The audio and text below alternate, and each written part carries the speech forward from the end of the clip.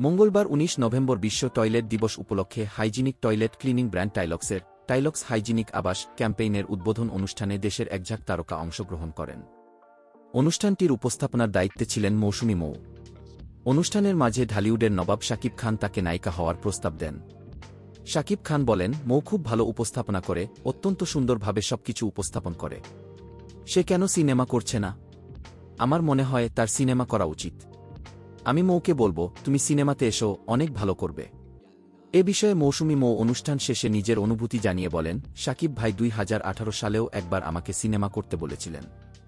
তখন আমি নতুন ছিলাম, তেমন অভিজ্ঞতা ছিল না। তখন চেয়েছিলাম সময় নিয়ে সিনেমা সম্পর্কে ভালোভাবে জেনে বুঝে কাজ করতে। এখন আমাদের অনেক ভালো ভালো সিনেমা তৈরি হচ্ছে এবং যদি সুযোগ আসে তবে শাকিব ভাইয়ের সঙ্গে কাজ করতে আগ্রহী। প্রায় এক দশক ধরে শোবিজে ক্যারিয়ার গড়েছেন মৌসুমী মৌ। বর্তমানে তিনি সঞ্চালনার পাশাপাশি ছোট পর্দার নাটকেও ব্যস্ত সময় পার করছেন।